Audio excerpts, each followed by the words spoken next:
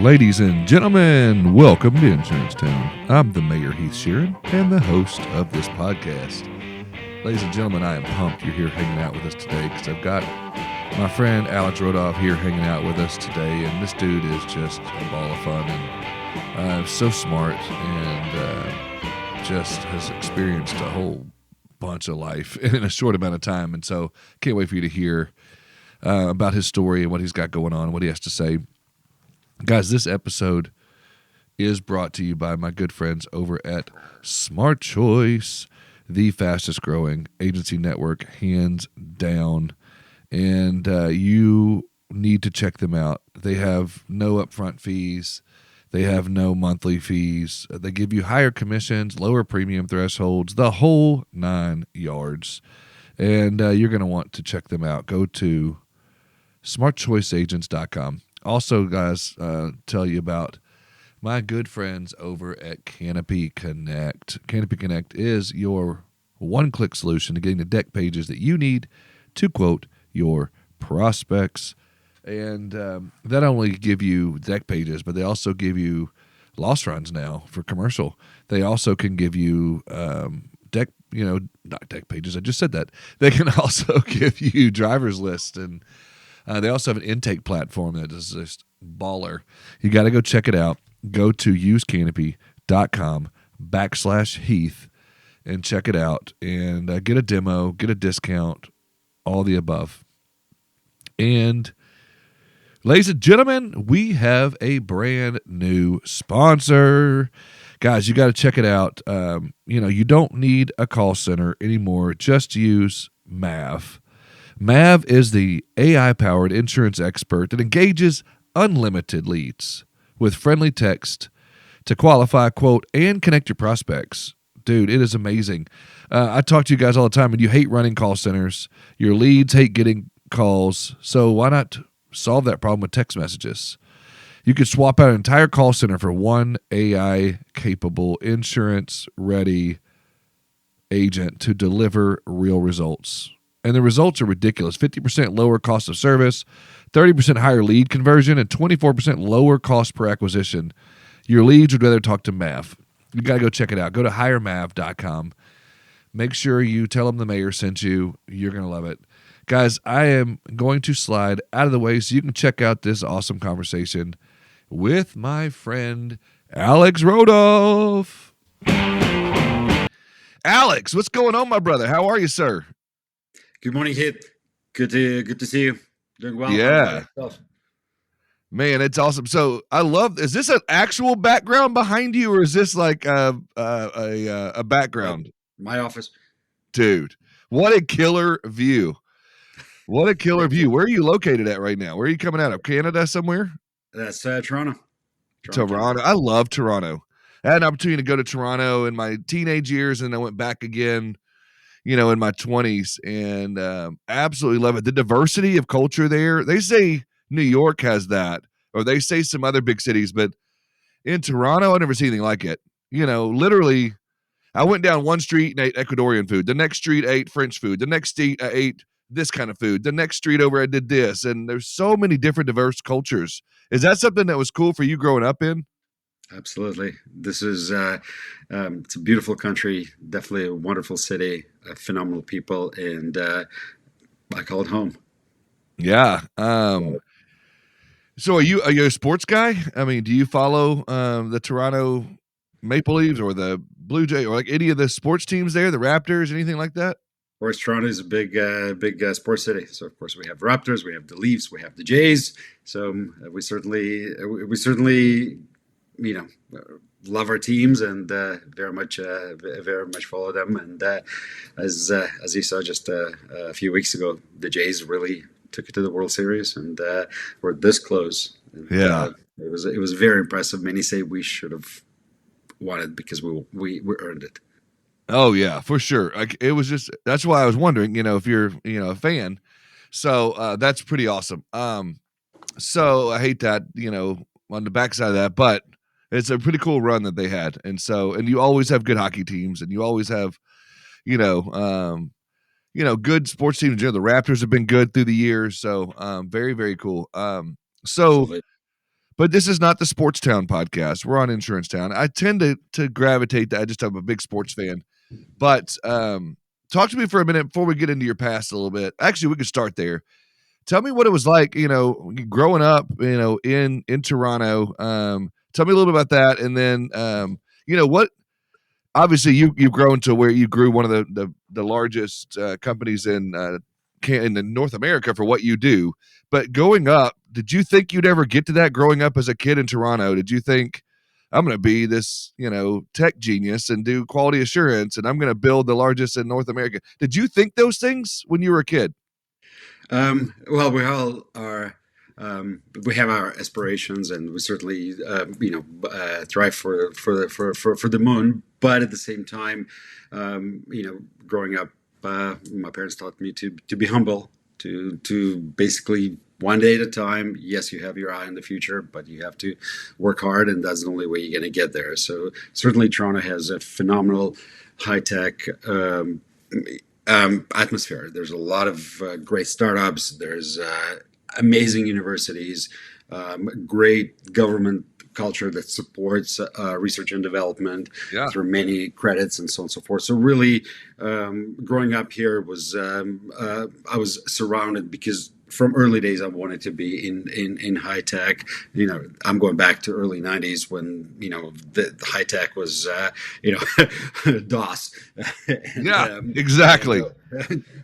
286 Pentiums, but the point is the connectivity, the internet, and for me, somehow I ended up as being one of the first people at the company called Hummingbird Communications, which became one of the largest software companies in the world, and certainly I think the biggest one in Canada. And growing up in that culture where you're always immersed in the latest, greatest, the most fascinating technology. You're ahead. You're when you're among your friends, you're having the conversation about what's going to be tomorrow. And I kind of enjoyed it so much that and again, I was in somehow ended up in the QA space, which at that time was really not a discipline, was not really anything, because developers were typically validating their own work and so on and so forth, unless you're NASA or you are a healthcare right. Microsoft was launching with like 3,000 known defects, and they were totally okay with that. They were actually bragging about that, which was kind of odd. That does sound odd. Indeed. It's funny. Go ahead. Yeah. No, I was just thinking that from my perspective, enjoying that, staying ahead of knowing potentially what the future might be, because I'm touching it before it's being released, because I'm in the QA space, I'm testing it. I think kind of drove the rest of my career, because when I started QA consultants, it was all about let's test Yahoo, and we had an opportunity to do that before it became anything. And then all throughout, working with Adobe, working with Research in Motion, working with testing Blackberries, that kind of opportunities allowed me to say, hey, talking to the friends, that and that is coming out. Oh, really? That's awesome. I want to try that. So autonomous vehicles after that, how you test them, driving those autonomous vehicles before anybody else, just to see and experience and give feedback to the manufacturers and developers of technology that drives those cars, and et cetera, et cetera. So really, that's, I think, is pretty exciting. That's what gets me out of that. Very cool. So growing up, I didn't realize that, but that's really cool that there's that tech hub there, that you kind of grew up wanting to be in that. So take me on a quick walk down memory lane of like how you got from that to wanting to test and break things and be in the QA space, and help companies like Apple, or like some of the ones you mentioned that were some big household names. Give me a quick walk through your career, like how you ended up at that space. Mm-hmm. I guess if we go way back, I mean, look at early '90s. Certainly a lot of technology coming. This thing called internet is becoming a thing, and everybody wants to sort of figure it out. And there's this bubble that's coming up, and anything with .com becomes becomes $1 billion company. Matter of just going public, and all that was really interesting because many of those dot coms back then did not have the user experience, did not have the I guess the business case, but they had an idea and somebody had to validate to make sure it works because many did not get to the next stage simply because that idea would never materialized into something that is working. So having an opportunity to test that. Then you have Y2K, which was for a professional services company focused on testing. Was wow. I mean, this is the opportunity for significant growth because everybody had to make sure that the planes, God forbid, don't fall out of the sky, or the nuclear reactors don't overheat, or whatever the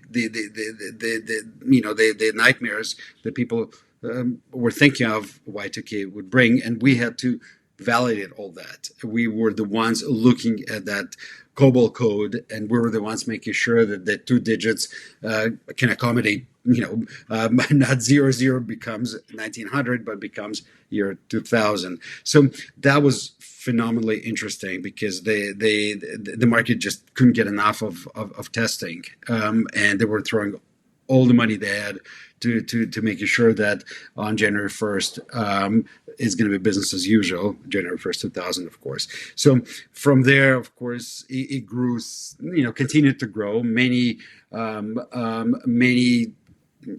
opportunities came out of the bubble burst because large companies started building it and so on and so forth.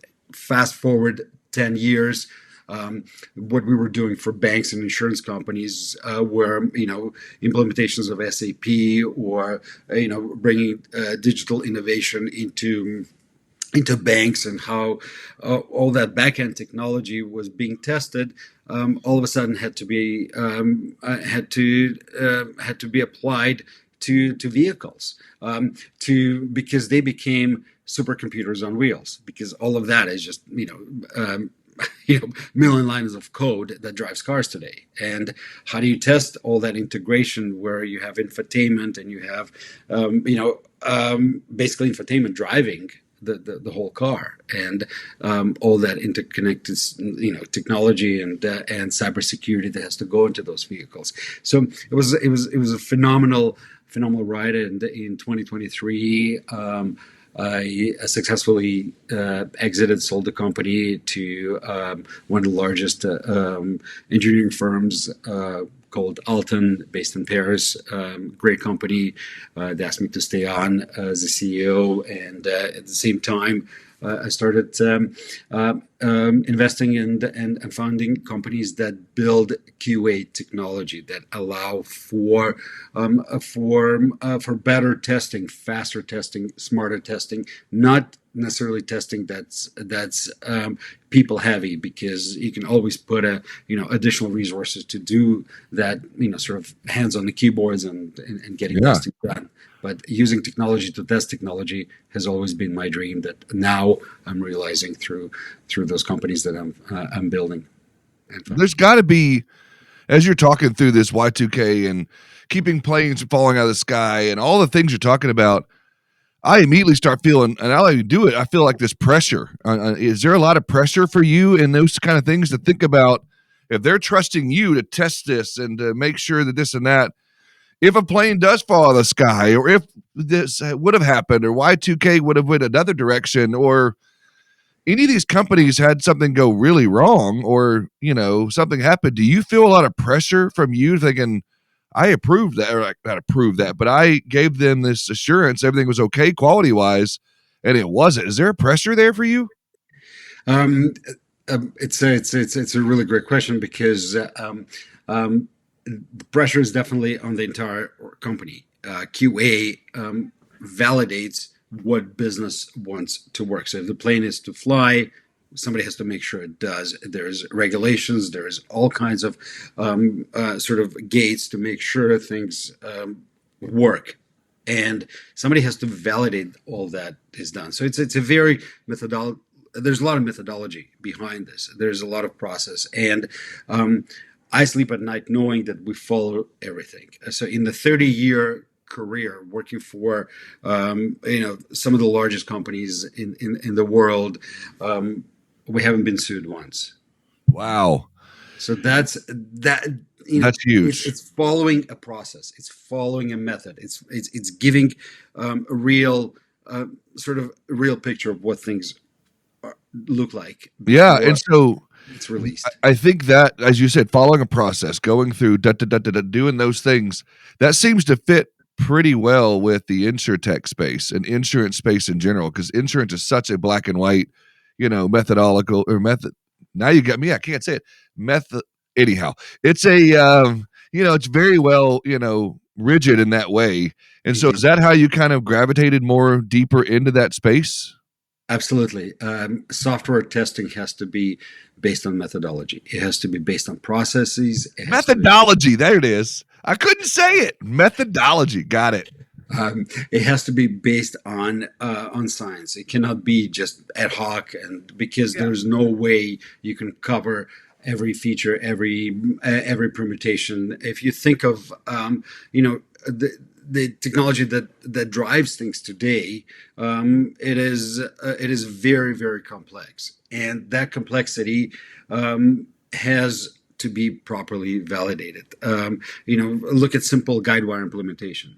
I say simple, because Guidewire makes it sound simple. It's a great product, phenomenal help for companies to move forward into digital space and allow for a lot more policies to be to be created and streamlined and so on and so forth, and businesses to grow.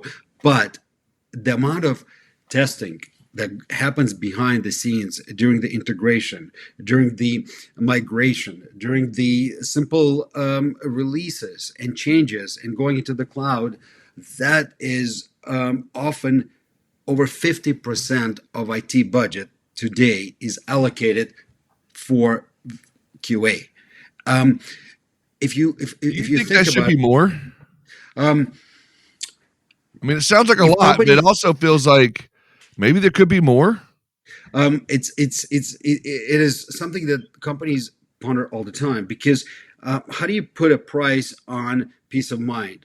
An executive doesn't want to be in the paper tomorrow because something failed, and the company that has nothing to, it's not a technology company. Well, you can say every company is a technology company, but it's, let's say, an insurance company. CEO who's focused on business all of a sudden has to answer why this and that failed, why a policy was issued to somebody who's not even human. And we've seen many stories like this, where people just want to protect themselves. They're risk adverse, so they basically saying, whatever I take, give me that peace of mind. I'll put in 80% more budget towards it. I'll give you more time. And the challenge with that is that method to this madness of validating to make sure that things work it cannot be solved just simply by throwing money at it. It has to be everybody's effort. Everybody in the company has to focus on QA. They have to, and that's why this governance has to be in place from day one. And that's where testing comes in. And again, just to emphasize, when we say 50% of IT budget goes to testing, it's in proportion to development. The code, the technology is already, like, you can talk and the code will come out. It's easy to create, especially now that we're living in AI age. It's easy to create the technology, but validating that it works is now became more complex than ever, because this code potentially is not even written by a human anymore. And all that has to work together. And some of the code, as I mentioned earlier, is driving the cars that we trust our lives to these days. 100%. And so my question would be, and we'll keep it high level because the audience here is made up of a lot of different, sectors in the insurance space. But at a high level, do you feel like we as individuals, as companies, carriers, agencies, tech vendors, do you think we just automatically just trust the technology that we buy or that we build, put in our tech stack, or that we depend on too much, too quickly? Unfortunately, yes. But we become smarter as we get burned, and that's the dilemma. How many times So do we need to be burned? But because I think you're right. As we talk through this, and I listen to you talk about this, I know for me personally, I hate to admit it, but a lot of times I'll buy a product, so to speak, off the shelf and just plug it in, it's going to work, and it's going to, integrate with this, and it's going to work here, and it's going to speak to that. And I put so much faith and trust in this because I've been told, or I've heard the commercials, or I've seen the demos, or I've done this of like, we're going to be able to save you time. We're going to be able to get you, fewer strokes, fewer keystrokes, fewer this, more efficiency. And it's like, okay, I'm going to trust that. I'm going to do it because I've got to be quicker. I've got to be more efficient. I've got to be this. I've got to be that. But I feel like as an industry, maybe we trust that too much. And you and I talked about earlier, we're seeing way too many CEOs of companies being walked out because of that kind of blind faith and trust in not just technology, but now AI and generative AI. We heard about hallucinations, and we've heard about all these things, and we still talk about hallucinations, but it's gotten a little, obviously it's gotten better since it first came out. But I say all that to say, I do think there's some of that, but go ahead. I'm sorry, I interrupted you. no, for sure. If you think about this, there's like the entire generations have now Yeah. grown to blindly trust the technology. Mm-hmm. But you see, we spoke earlier about autonomous vehicles. I mean, we trusting our lives to technology now more than ever. Anything we touch is technology. Insurance companies are now technology companies. So much automation, so much code is driving business.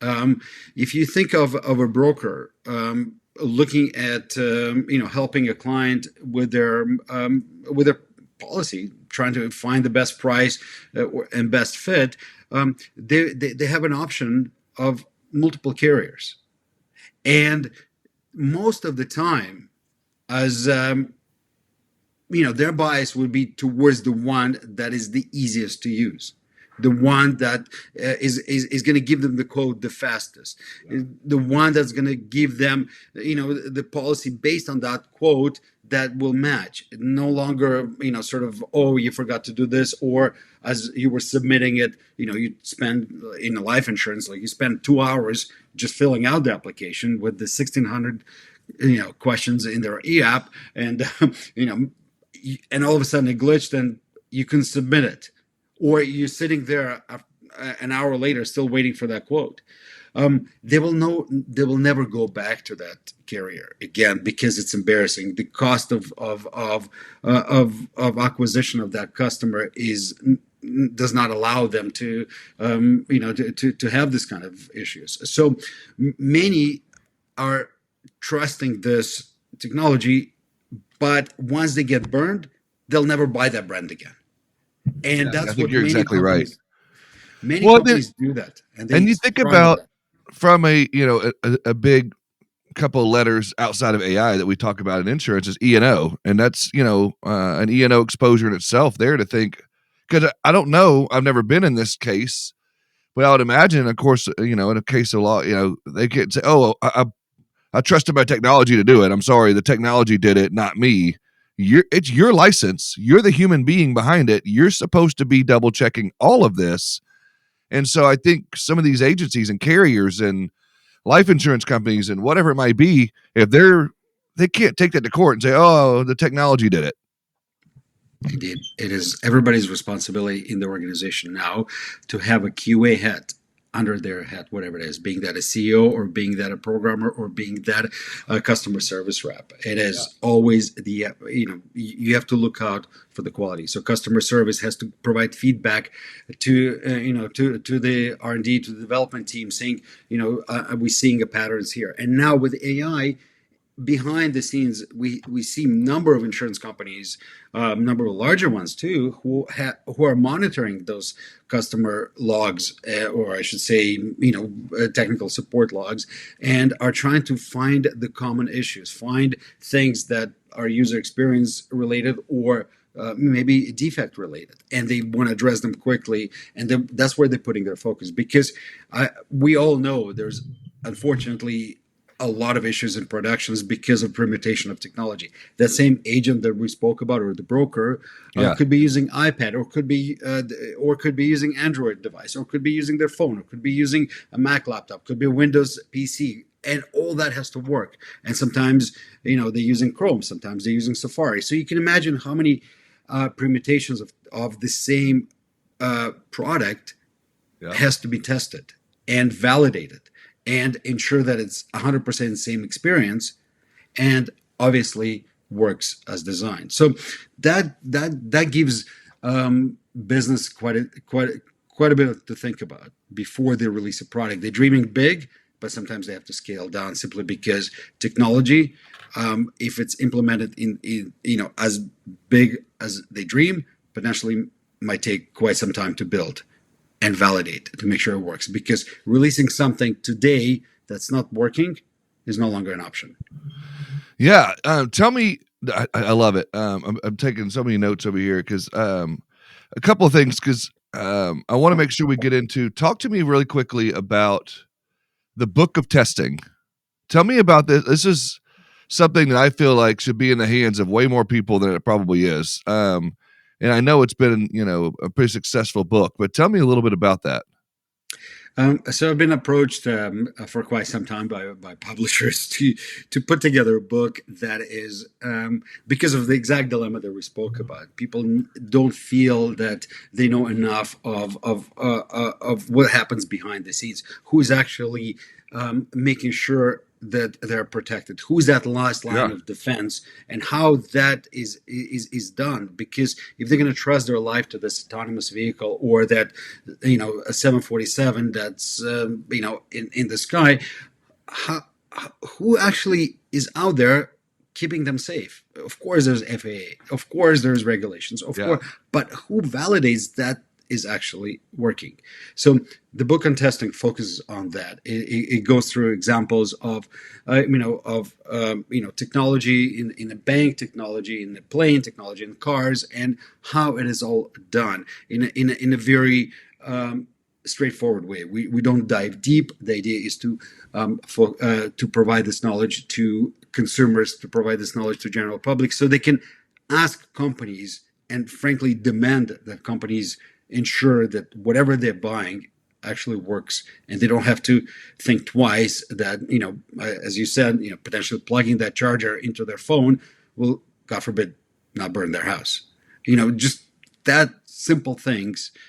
We don't have to talk about driving autonomous vehicles, or riding in autonomous vehicles, or autonomous buses, or many things that surround us. All need to be tested, and consumers and business users need to demand that it's properly done. And now that they know what it takes, they know what to ask for. Yeah. What are some of those questions that, you talk about in the book, or what are some of those concepts you talk about that people should be asking or looking for as they're building out their tech, or they're, trusting this tech, or they're basing their careers on this technology? Absolutely. So it has to, it all comes down to being an educated buyer.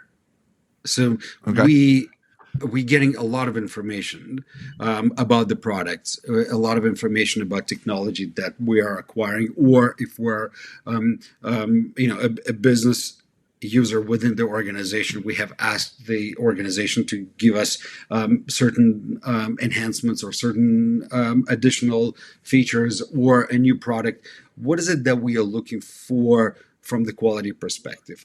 How do we frame those questions? And this is relatively sort of, it's not complex, because those questions come from, I want this to work. And what assurance are you going to give me that it's actually going to work tomorrow?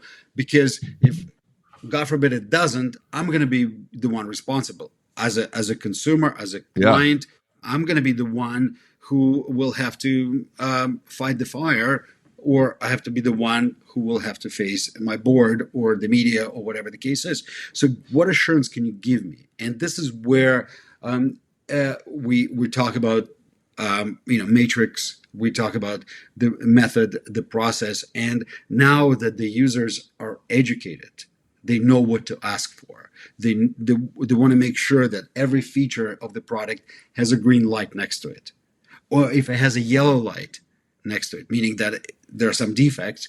They want to be able to Yeah. to make an educated decision that they're okay with that, and not be blindsided by something going into production that potentially had flaws in it, that somebody decided that those are okay and can be fixed in the next release. So that's kind of the approach, the So mindset that where we could want to someone put into find the this book if they wanted to find the book? Where could someone find this book? It's available in all the bookstores. It's available online. It's available on Amazon. You name it. It's called The Book on Awesome. Testing.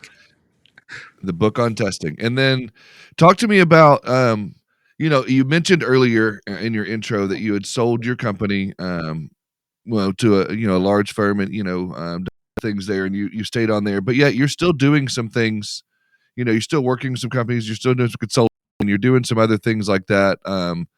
What are you doing there? Like, if someone listening's like, man, this guy's really cool, what's he doing? And if they wanted to get in touch with you, if they wanted to hear what you're doing more, tell me a little bit about what you're doing right now, and where you spend a lot of your time at this moment. So right now, I do a lot of talks focused on QA. So I'm invited to different panels to discuss the importance of quality, to help educate organizations on the processes that they need to be putting in there to ensure that they can, I guess, sleep at night, knowing that everything will be fine. But from the investment perspective, I'm putting my energy into either investing into companies that are building QA tools, testing tools, or one of my larger investments is this company called MTech, which I founded, and it's focused on the insurance space in particular. So that is a purpose-built software testing tool for insurance, and it allows end-to-end testing of the entire backend of the insurance company, from origination all the way to the PDFs that are being sent out by email to with policies, and everything in between to be validated, and 100% coverage. So basically, being able to test end to end the entire process, underwriting, admin, you name it, to make sure that whatever the broker, the agent put into the application actually ends up in the PDF that's being sent, with the proper information, with the proper social security number, with the right date of birth, and of course the right price. Yeah. And everything is done behind the scenes correctly. So it's end to end, purpose built technology for software testing that companies can implement to ensure that they can, as I said, sleep at night. Is there a website they could go to, or is there they need to find you? They need to find you on LinkedIn, or a company? What's the best way for someone to check that out? So personally, I'm of course on LinkedIn, Alex Rodoff. That's very straightforward. mtechgroup.com is the MTech technology that I spoke about. It's called QMT. It's quite popular.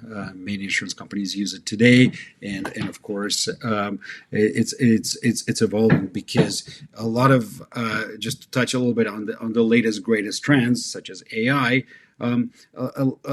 Many companies, and while insurance usually follows the trends, now it's time, because of obviously, the COVID, where it became a lot more digital, etc.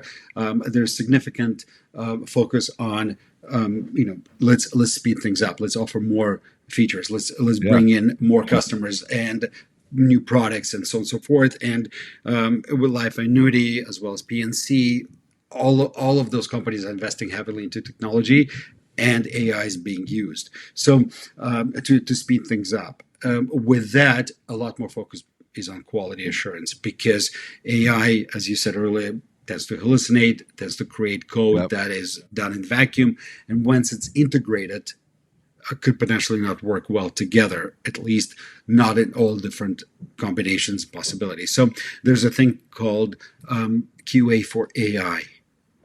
So being able to validate. So who is validating that AI? What is that method? Yeah. What is that process? And well, we hear so much about human in the loop, and so this is another way, to have some assurance there too.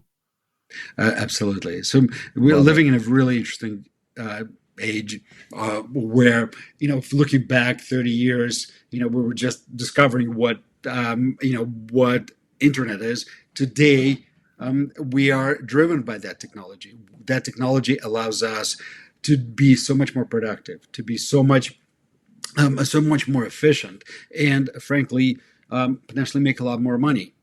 But we're trusting our lives to that. We're trusting our life savings to it. We got to make sure it works. Yes, sir. Well, Alex, thank you so much for joining me today on the program. Thank you for hanging out with us at Insurance Town. I could sit here and talk to you for another hour about all this. I'm sure the audience could listen for another hour, but man, I really appreciate it. I hope they'll grab the book. I hope they'll check you out. I hope they'll carry your audience here listening will check out MTech and all the things that you're doing. But thank you so much for hanging out. Thank you for the opportunity. It was good speaking with you.